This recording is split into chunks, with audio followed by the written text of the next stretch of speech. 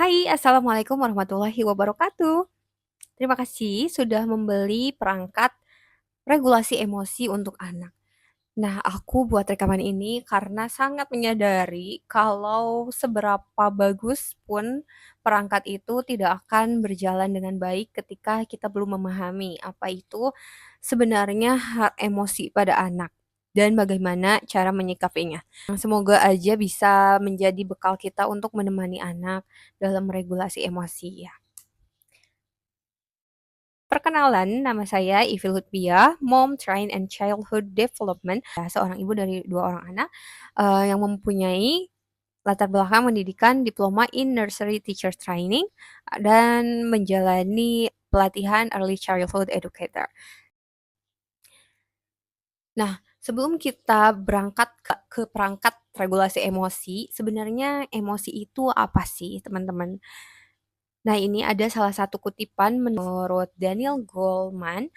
Nah, emosi di sini adalah perasaan dan pikiran khas suatu keadaan biologis dan psikologis secara serangkaian cenderung untuk bertindak. Jadi artinya emosi ini bukan hanya rasa di hati, tapi juga melibatkan tubuh dan mendorong kita untuk bereaksi. Dan teman-teman, emosi ini sangat nyetrum ya istilahnya. Ketika orang lain emosi, kita suka ikut terpancing emosinya. Begitu juga dengan anak. Ketika anak emosi, kita pasti tersulut emosinya ingin lebih marah lagi. Dan banyak ibu merasakan, bisa gak sih anaknya dulu yang tenang, baru kita bisa nggak marah? Karena kita selalu ingin anak mengerti kita. Bayangkan ya, anak yang masih kecil harus mengerti kita, anak usia 25 tahun, usia 30 tahun. Sedangkan anak itu masih kecil, masih sangat-sangat kecil.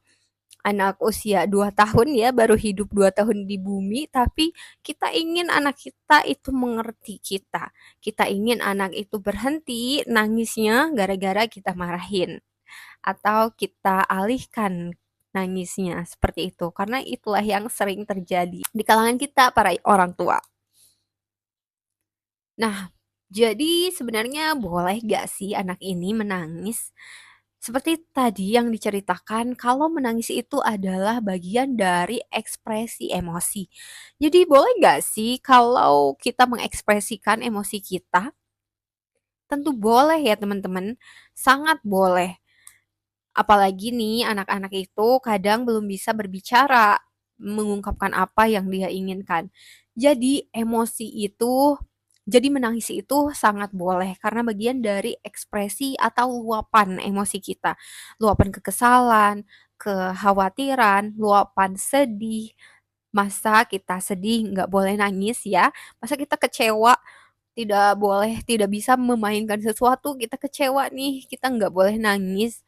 Nah, itu justru yang tidak boleh, yang tidak baik ya. Jadi alangkah baiknya ketika anak menangis, kita itu menangis itu boleh, hanya saja bagaimana cara mengekspresikannya yang perlu kita kontrol. Nah, kondisi anak saat tantrum ini, teman-teman harus memahami bagaimana kondisi anak saat tantrum. Coba bayangkan ya, ketika kita marah kepada seseorang, apa yang ada di dalam hati kita? Apa yang kita biasanya, ekspresikan. Ketika kita lagi di jalan nih, lagi macet, wah macet gitu ya, kita ingin, menekan klakson, kita ingin marah-marah ke orang yang mungkin menyulut emosi kita. Terus ketika ada orang yang bilang, "Sabar dong, sabar, jangan marah."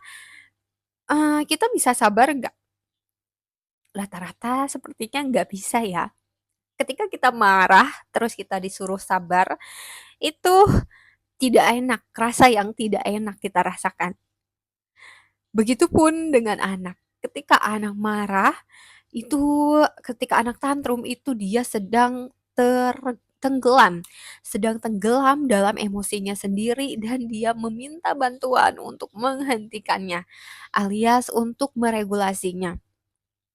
Kita sering ketika kita marah pun tidak mau loh disuruh diam, tapi ketika anak marah, kita ingin anak kita cepat-cepat diam. Kita ingin anak kita cepat-cepat berhenti nangisnya. Ya, itu yang sering terjadi. Nah, jadi seperti apa yang harus kita lakukan? Ingat, ketika anak tantrum berarti dia sedang kesulitan dengan dirinya sendiri. Dia kesulitan untuk meregulasi emosinya. Dia kesulitan untuk mengontrol apa yang ada di dalam hatinya itu meluapkannya seperti apa. Jadilah tantrum itu sendiri. Jadi, ketika ada orang yang tenggelam, apa yang harus kita lakukan? Yaitu menolongnya ya. Ketika anak nangis, yang paling perlu anak butuhkan itu adalah pertolongan, bukan menghentikan. Disinilah peran orang tua. Ketika anak menangis, orang tua itu bagaikan jangkar, teman-teman. Nah, ketika anak tenggelam atau terombang-ambing seperti layaknya kapal, dan kita adalah daratan yang berdiri kokoh, jadi anak perlu mengaitkan jangkarnya ke daratan tersebut. Bayangkan, ketika daratannya tidak kuat, tidak kokoh, maka kapal itu tidak bisa tenang. Jangkarnya tidak bisa mengait dengan kuat, kapal yang terombang-ambing pun tidak bisa berhenti jadi tenang. Nah, jadi peran orang tua di sini sangat krusial ya, di mana orang tua dituntut untuk tenang, walaupun pada saat anak tantrum biasanya kita tersulut emosinya.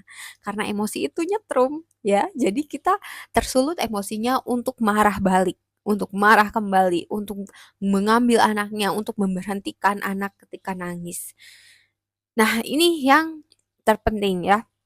Jadi prinsipnya dalam menenangkan anak, yaitu tidak bisa kita menenangkan anak sebelum kita tenang dahulu. Sebelum menenangkan anak, pastikan orang tua sudah tenang terlebih dahulu. Karena suara kita, intonasi kita, dan ekspresi kita sangat mencerminkan apa yang kita rasakan. Nah, anak bukan hanya mendengar kata-kata, tapi menangkap emosi kita. Pernah dengar nggak kalau anak itu adalah liar detector? Anak itu pendeteksi kebohongan yang paling ampuh. Karena apa, emosi kita nyetrum ke anak dan emosi anak pun nyetrum pada kita, orang tuanya. Ketika kita ingin menenangkan anak, pastikan dulu nih orang tuanya sudah tenang. Nah, bagaimana cara menenangkan diri kita? Sama seperti sama saja kita bisa menggunakan perangkat emosi ya, perangkat regulasi emosi anak, tapi aku mau ajarkan satu hal di sini. Nah, teman-teman, sebenarnya apa yang hati kita rasakan dan apa yang wajah kita pancarkan, lalu apa yang otak kita pikirkan, itu sebenarnya sangat berhubungan. Coba deh gimana rasanya kalau kamu sedang jatuh cinta. Aku sedang jatuh cinta. Langsung wajahnya berbunga-bunga, betul gak? Wajahnya berbunga-bunga, hatinya berbunga-bunga juga. Terus ini, otak kita mengeluarkan hormon endorfin, hormon kebahagiaan, di mana semuanya bisa dibentuk dengan satu kata. Seperti kita sedang jatuh cinta, langsung terpikir, oh kita jatuh cinta. Di kartu emosi ada yang namanya pretend smile. Jadi kita berpura-pura tersenyum. Kenapa seperti itu? Karena balik lagi, ekspresi wajah kita itu mencerminkan emosi. Yang mana wajah kita ini mengirim sinyal kepada otak untuk mengeluarkan hormon endorfin. Coba teman-teman senyum. Seperti itu. Lalu apa yang teman-teman rasakan? Apa ada bedanya ketika kita tersenyum tadi? Otak kita mengeluarkan hormon endorfin, lalu mengirimkan sinyal juga ke hati kita, yang mana hatinya juga ikut tenang ya. hatinya juga ikut tersenyum. Jadi seperti itu ya, teman-teman, di mana anak itu tantrum, ketika anak tantrum, senyumin dulu aja. Ketika kita senyum, vibes-nya akan jadi positif, lalu intonasi suara kita semuanya berubah menjadi positif. Dan anak akan lebih mudah memahami, anak akan lebih mudah mengerti apa yang kita ucapkan. Kamu bisa mendampingi anak meregulasi emosinya. Oke, dan tenang juga ya, ketika anak hmm, ketika anak tantrum atau tidak bisa mendapatkan apa yang dia inginkan, yang perlu kita berikan yang pertama adalah empati. "Oh, anak, oh, adek sedih banget ya. Hmm, mama ngerti kamu sedih. Oke, mama ngerti kamu sedih. Kita tidak bisa mendapatkan itu sekarang, mama ngerti kamu sedih." Di mana kita empati, maka emosinya diterima. Tapi ketika anaknya udah pukul-pukul, kita bisa pegang tangannya. Dek, mama tidak bisa biarkan adek pukul-pukul. Tapi mama di sini nemenin adek. Intinya kita tetap baik, tapi kita mencegah dia melakukan hal yang buruk. Selain itu, hmm, apa eh, panduan lainnya ada di e-booknya ya teman-teman. Nah, ketika aku lelah menghadapi anak, ingat bahwa ini semua adalah ibadah, bentuk bentuk karunia, hadiah dari Allah biar kita mengumpulkan banyak-banyak pahala ya. Karena ketika kita sabar, ketika kita mendampingi anak dengan tenang, itu semuanya berpahala, teman-teman. Tapi kita tahu bahwa ini adalah titipan Allah yang mana semua kelelahan kita, semua keresahan kita, semua kesabaran kita itu berbuah pahala. Semoga sedikitnya ilmu yang aku berikan ini menjadi bermanfaat mendampingi anak meregulasi emosinya.